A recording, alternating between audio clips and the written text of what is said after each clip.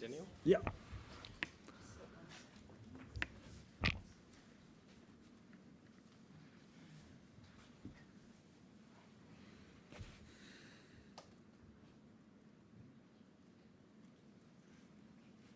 We'll just go straight to questions in the room, thanks. Hands up, please. Yep. Daniil, you spoke in 2022 after the loss to Rafa about how you had that little boy inside who stopped dreaming, and this is obviously a similar scoreline. Can you just talk us through the difference between how you've handled this right now and how you did back then? Yeah, different feeling, different circumstances, I would say. So now I'm dreaming more than ever, probably not today, but in general in life. But I would say it's not anymore a kid who's dreaming. It's me, myself right now, a 27-year-old who's dreaming and who's doing everything that is possible for my future and for my present. And I love it. And that's why I made it to the final. I wanted to win. I was close. Was I really close or not? Tough to say, but was not far. And yeah, the scoreline is similar, but I think the match would be a bit different. But yeah, then probably the next question someone is going to ask me about today, and then I'm going to answer. Ben? I guess on today's match, has it changed? Were you at all thinking about the one 2 years ago? And I guess what changed in this match? Because I mean, you were starting so aggressive and so strong, and up to, I guess, till 5-1 in the second, and maybe it started to change a little bit then, even before the third set. I don't know. Yeah, I didn't think much about Rafa match because I really tried to leave it behind. So I don't think it had any issues. Otherwise, there would be many matches during the seasons where I would lose. And today, again, I didn't feel like suddenly when I was 2 sets to love up, I stopped playing and kind of, let's say, went behind the baseline, started doing like lobs. I didn't really do bad mistakes. I think what happened is he started to play better, a little bit different tactically because I proposed him something different in the beginning of the match, which was very aggressive. I got a little tired physically, but like every other match before, my opponents didn't manage to take advantage of it, or them also. They became tired. And Jannik didn't really, because in the 5th set, I was like every other match, I was trying to be proud of myself, and I am. I was fighting, I was running, and I was like, I will try to, if tomorrow I don't feel my legs, it doesn't matter. I'm going to try everything I can today till the last point, and I did it. And there were some points in the end where he was not, adrenaline going, but he didn't seem as tired as my opponents before. So he started playing better. I got a little bit tired. Serve went a little bit worse. So the momentum changed, and I really tried in my mind to change it back again because that's what tennis is about. But I didn't manage to do it, and that's why he's a winner and he has a trophy. John? Daniil, you've got my deepest respect for how you've played 4 5-set matches. Thanks. Can you tell us how that takes a toll on your body, and also you're ready to run a marathon tomorrow? No. Tomorrow I'm not ready to do anything. I'm taking a flight, but the thing is that at least when I take flights, I don't like it. Like for my body, I feel that I don't know what is it, the pressure in the coming, the position you sit in or whatever. My body doesn't like it. And tomorrow, the way I'm feeling right now, I think I'm going to be, after the flight, I'm going to be dead for a week. But 5-setters are tough for the body. It's crazy. I would say the worst I felt was after Hurkacz match the day after, and after Zverev's match the day after. So yesterday, when I was on practice, I was like, damn, how I'm going to play the final, how I'm going to move. But we really worked hard with my physio especially. He made a tremendous job to every time when I stepped on court, I was ready again. And then during the match, every time it was the same story. After 2 sets, my energy level was dropping because I didn't have a perfect sleep. I was playing long before, so let's call it my fault because I needed to win easier matches, but sometimes it's tough. So it's not easy for the body, but at least I feel like I have no injuries in the sternum and some blisters, which is unfortunate, which is rare for me, but whatever, it's gonna go away. And I'm ready for next step this season. Still, strong start. James? Daniil, you mentioned the 4-5 setters. I think when you played Rafa 2 years ago, you had a 5-setter and a couple of 4-setters. How important is it to maybe look at this final as something that happened in the previous 2 weeks and be able to get through those early rounds without? And how do you go about that? How do you look at that and say, how do I win these matches easier earlier on? Oof, every match would be different because with Rusuvori, I felt like same kind of like today a little bit, 2 sets. He was playing like me today, a little bit aggressive, putting a lot of balls in the court. I was playing very bad. And so he won these 2 sets. So the only thing I had left to stay in the tournament and be happy to be in the final, I had to win the match. So there we go, the 5 sets. With Hurkacz, same, I was so hot and my energy level was dropped already in the 2nd set.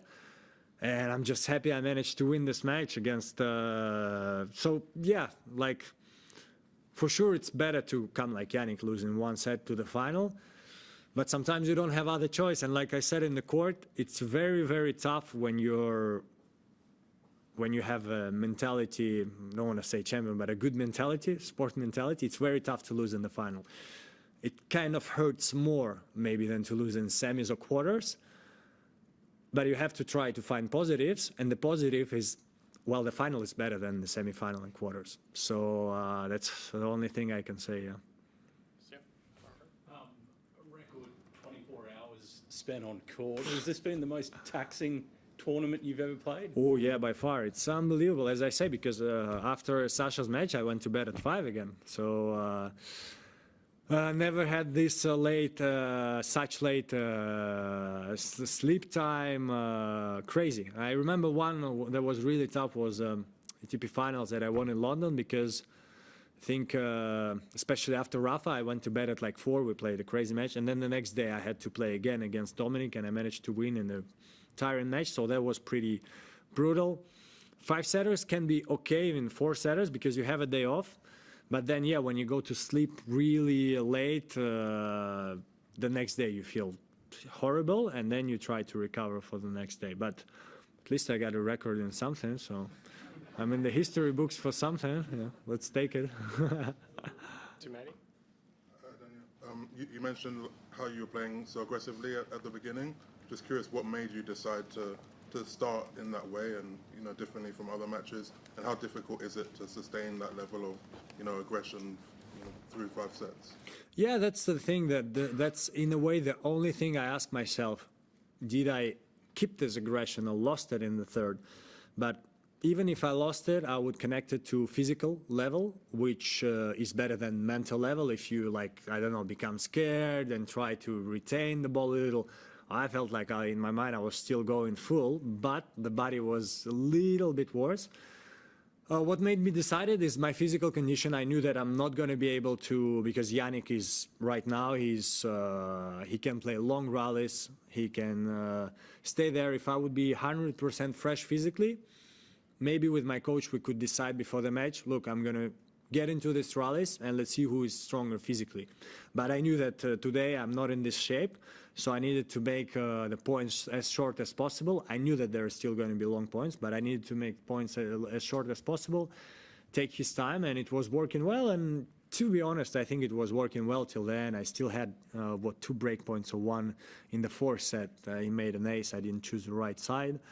But I think, yeah, that's what I needed to do. So, again, I'm proud of what I did. Hi, Daniil. Darren Cahill was just in here, and he said that what sort of first struck him about Jannik was the sound that the ball makes coming off his racket. And I just wondered... you mean before? Like, you mean he said it about when he first saw him, or today? That's right, yeah. Ah, yeah. Yeah, and so I just wondered what's it like facing Jannik when he really unleashes those shots, and is his ball different to other players? Yeah, he hits strong. Then we should, like, average speed. I would think he's top 3, top 5 on tour, maybe top 1, because he hits very strong. And before he was missing a little bit because it's tough to hit strong, you can miss. Now he doesn't miss much, and that's why he has a Grand Slam, and that's why he has a lot of titles, and that's why he's winning a lot of matches. And I personally hope when I play him that sometimes, tennis is an up and down game. Otherwise, you get 24 Grand Slam. But I personally hope that next time I play him, he's going to miss like he did a little in the first 2 sets. And then last 3 sets, he barely missed. And even last game, I'm like, who knows, maybe he can get tight. So I went a little bit back. I was like, try my final shot. And then match point, forehand down the line, probably 160 kilometers an hour, and the match is over. After going through this up 2 sets, second time in 3 years, a lot of people feel bad for you. I'm wondering if you feel bad for yourself at all, if you understand the sort of sympathy people have for the situation just as a human. Yeah, I think sympathy is always nice. So already, like, I didn't have time to answer, but I really got a lot of friends, Some text me out after every match. Some other tennis players, my friends, some of them 200, 300. And some of them, I saw already the messages, they were like, I'm proud of you, bro, like a big man hug to you and stuff like this. And you read these messages, and that's a nice feeling. That's a nice feeling after a tough loss because I was always like, in Russia we have a say, better have, how is it? Well, anyway, I forgot it. But better have 3 very good friends than 100 just people, that are there when you win and when you lose. They don't really care. I think I follow this advice really well. I really have people in my life. I try to have people around me that I trust and they can trust me. And some others, I don't want to be loved by everyone. It's impossible. But I want people that I love, that they love me back, but like a close circle. And sympathy is nice. So I felt really bad after Rafa's loss. I don't know how I'm going to feel in 1 week or in 1 month, because sometimes the deception comes after. And like after Rafa's loss, was it the reason or not? I had my worst season. So I have no idea what's happening next, but I'm really going to try to keep the mentality that I go for next Grand Slam and I try to win there. And in the middle, there's going to be some other tournaments. And if I play them, I play them to win. Otherwise, I would stay at home with my family. So, yeah. All right, last 4 questions. Simon? The way you played in the first 2 sets, the style of play, standing tight to the baseline, does it make you think that maybe you can do that more often? Maybe, yeah. That's something I worked a little more in preseason. I'm getting older. That's true. I'm still very young, but if we look at Novak or other big champions, when maybe in the beginning of their career we could say they're a little bit defensive or something like this, I feel like all of them that wanted to go higher and higher and wanted to stay on the top of the sport, when they get older, they try to do it. So I will see if I can try to do it. My volley was pretty impressive this tournament, and I'm happy about it. So yeah, I think I can do it more often. I still think the main core of my game is going to stay, try to put as many balls in the court, make my opponent work. But if physically I'm not feeling well this day, or if tactically I feel like that's the thing, I'm going to try to make it more, yeah. 2 years ago, after the final, you came out with some fairly dark statements about your dreams as a kid being dead. And today you look much more positive. I was wondering, is it because the match went in a different way and you feel different about the match, or is because it's just a different Daniil? I am different. When I was giving my speech, I tried also to give it to myself and to, let's say, change myself and then think less about others and think more about myself, because that's a very important way to feel well and to achieve your dreams and stuff like this. But I actually didn't manage to do it. So, as I said, probably this loss also didn't help me do it. But now I managed to find this state. I managed to find to raise this level and become a different person with different mentality. I'm really gonna try to make everything possible with myself, with my mind, for this loss to not affect my future tournaments and future seasons, because that's part of sports. And again, first round, so now I can say it because like you never want to say it, like 2-3 minutes before my opponent cramped, I say to my team, I'm starting to cramp. I feel like I'm not, and like when I say it was the first match of the season for me, so I felt like it's not like a cramp, you cramp a little. I felt like in 5 minutes, I'm done. I'm like, I cannot move. And 1 minute later, I go to return, my team is in panic, they look at me, and I look at the guy, and he starts cramping. I'm like, wow. And yeah, so I just say this, that I could lose in the first round. If he would be stronger physically, probably he would beat me, because then 2 games after, I really did try to not show it. I barely could walk, and he too, and I was like, just try to not show him, so that was crazy. But I say all of this to say that I could lose in the first round, I'm in the final, I'm happy, and I'm looking forward. Congratulations to a majestic endeavor. Thanks. Novak has been remembered to say that a very important element of his maturing as a player and as a person was parenthood. And I believe that this is also very important for you. You've also baptized your child last year and so on. So could you please share the emotions which come out of that in making Daniil Medvedev a different player and different person?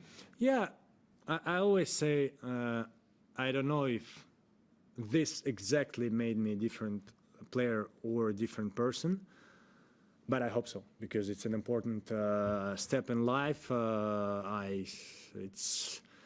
It's an amazing emotions from the beginning till apparently everyone says till the end, till you die. But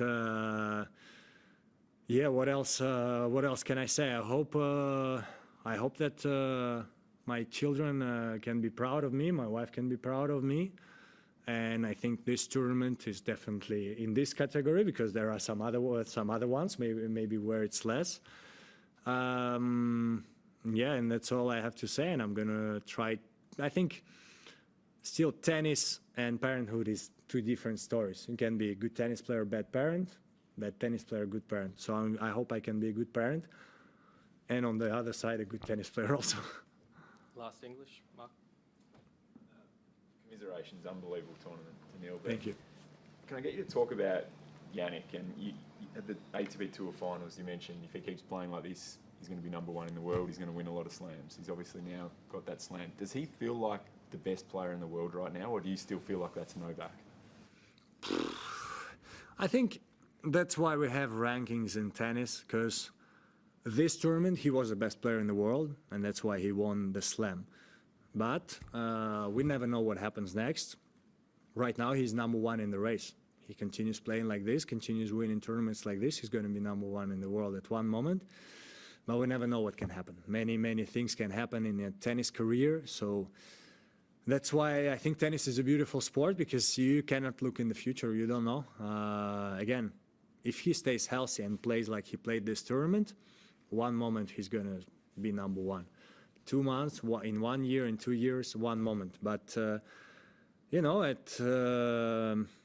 many players went through different moments in their seasons and careers. So let's see how Jannik handles everything that is going to happen. I myself put myself in a good position. I guess I would be #2 in the race. I'll try my best to be somewhere there close by also. Thank you, everyone. That concludes English questions. We'll start with some Russian. Thank you, guys. Thank you. Тебе друзья написали: «Бро, мы гордимся тобой», и тебе сразу от лица российских болельщиков скажу: «Бро, мы гордимся тобой». Спасибо. Потому что 24 часа на корте они сами себя не сделают. В любом случае, 2 сета, классная игра.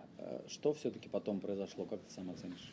Да, тяжело так прям сразу после матча сказать, что конкретно не получилось. И все время, когда ты проигрываешь, есть, скажем так, такая мысль, которая пробегает: а сделал ли я все, что мог, а не было ли момента, когда я там слишком защитно играл, хотя надо было атаковать. Но, как мне кажется, такого момента не было. Я немножко сдал физически, как это было и во всех матчах, потому что турнир тяжелый. В какой-то момент мои соперники тоже сдавали физически, начиналась борьба, я смог побеждать. Jannik был сильнее сегодня физически чуть-чуть, Поэтому он смог в один момент начать играть лучше и бить сильнее, чем он это делал в начале, а мои удары, скорее всего, потеряли скорость, но не потому, что я там испугался или что-то такое, я просто устал. И это обидно, но это и есть теннис, то есть первые 2 сета я сумел как бы поставить свою игру и обыграть его в этих 2 сетах. Он сильный игрок, он попытался это поменять, и у него получилось, то есть в принципе... Даже вот нет сумасшедшей обиды, потому что просто сыграл лучше меня человек. Может быть обидно еще и потому, что 2 года назад Надалю. Вот. Сможешь сравнить ощущения, что вот как тогда, как сейчас, и как ты сейчас воспринимаешь? Разные ощущения. Тогда, конечно, с публикой, был странный матч, потому что, понятное дело, они болели. Но, опять же, сегодня, мне кажется, одинаково поддерживаем. Может, чуть-чуть больше Янника. Как бы это нормально. Кого-то чуть больше, кого-то чуть меньше. Мне тогда запомнился момент, я выигрываю 2-й сет, как бы радуюсь, а мне свистят. И, я тогда вообще, это, конечно, обидно было, потому что... в общем, это было 2 года назад, и, то есть, как-то вот то поражение, вот все вместе, почему-то вот прям обида была, и, наверное, может, из-за этого даже потом и сезон чуть был скомкан, но это уже неизвестно, это все предположение. Сейчас этой обиды нет, я горжусь собой, я заставляю себя думать, что финал это лучше, чем первый круг, потому что иногда в первом круге проигрываешь, расстроен страшно, но как бы думаешь, ладно, следующий турнир. В финале проигрываешь, думаешь, да и следующий турнир уже играть неохота, ничего не охота, а нет, значит, финал лучше первого круга, поэтому я горжусь тем, что я достиг на этом турнире. Как ты думаешь, повлияло ли все-таки, что подготовительные турниры не играл, вот именно такое долгое вхождение в этот турнир? Я думаю, нет, но этого мы никогда не узнаем. Но в итоге у меня получилось сыграть финал без подготовительного турнира. Это все равно всегда приятно Новый год с семьей провести, потому что обычно это в Австралии, поэтому в следующем году посмотрим, не представляю, но есть шансы, что сделаю так же, потому что в прошлом году играл хорошо подготовительный турнир, проиграл в 3-м круге. То есть тут никогда действительно не узнаешь, поэтому в принципе играл хорошо весь турнир, поэтому доволен. 22-й год все-таки помним, и ты сам сказал, что потом немножечко, не немножечко, а просел, и что был неудачный сезон. Вот как сейчас не просесть, да? Опять же, что, во-первых, неделю, я так понимаю, ракетку не будешь в руки брать, правда? Недельку, наверное, да. И как бы следующие планы, понятное дело, сейчас обсудим с командой, потому что очень тяжело всегда потом решать. Роттердам хороший турнир, классный, Доха классный, Дубай, но если ты играешь Роттердам, Доха, Дубай, это 3 турнира подряд. Даже если ты вдруг их не выигрываешь, а проигрываешь в какой-то момент, ты все равно как бы подряд эти турниры ездишь, там то, что ты 1-2 дня раньше проиграл в каком-нибудь четвертьфинале, тебе особо этого отдыха не дает. Но если вдруг пропускать из них, то какой? То есть решить тяжело, решим с командой, что решим, не знаю, может и буду играть все. Насчет как не просесть тоже никогда неизвестно. Может просяду, может нет, но я мысленно буду пытаться заставлять себя идти дальше и стараться показывать свой лучший теннис и, надеюсь, выигрывать турниры и все такое. Знаешь, даже неизвестно, кому, наверное, виднее. Я имею в виду, что ты проиграл здесь 3 финала, Мары проиграл здесь 5 и так и не выиграл, например. Видишь, есть разные моменты. И, опять же, то есть Маре действительно обидно, да, то, что проиграл 5 финалов, а у Кота здесь ни одного финала. И что лучше? Скорее всего, лучше проиграть 5. То есть это вот такое вот в теннисе очень действительно тяжело, что один человек всегда побеждает в турнире, а 128 человек сетка. Даже если это маленький турнир, 32 человека, и как бы иногда мы можем там говорить, он выиграл ATP 250. Да, но там было 28 человек, 27 они не победили в этом турнире, победил один. Это всегда тяжело, и я был номер 2 на этом турнире, это в принципе неплохо. Я к тому, что Даниил Медведев пойдет за своей мечтой, продолжит это австралийскую. Да, как я вот сказал на английском, я считаю, что больше вот этого ребенка не существует с его мечтой, а существует нынешний Даниил Медведев, которому 27 лет, и у него есть мечты намного больше, чем были у этого ребенка, и это круто, и я буду за ним идти. Мы желаем тебе этого. Спасибо. Ой. Один старый друг лучше новых двух? Это пословица там была. Что-то, да, я думал больше, не имея 100 рублей, а имея 100 друзей, потом думаю, это не идет к тому, что я говорю, потому что я, наоборот, к тому, что 100 друзей – это слишком много. Вопрос такой, он обыграл всю русскую команду здесь, всех Блин, трех. точно, я даже не Всех подумал. трех. Последние 4 матча с тобой выиграл. Что он делает лучше за 1 год? В чем он изменился? Он перестал ошибаться. Он всегда очень сильно бил. Он стал лучше подавать. Сегодня, опять же, чуть-чуть у него, может быть, не шла где-то подача первые 2 сета. Я смог этим воспользоваться, он стал лучше подавать, стало тяжелее. Это нормально, когда тебе подают эйсы, то тяжелее. Ты начинаешь слишком уже много думать, а куда и туда. Когда он мне подал эйсы на брейкпоинте, я думал, что он будет подавать под левым, он подал под право. Он стал меньше ошибаться, он очень сильно бьет, он стал лучше физически. Он сейчас, у него есть все.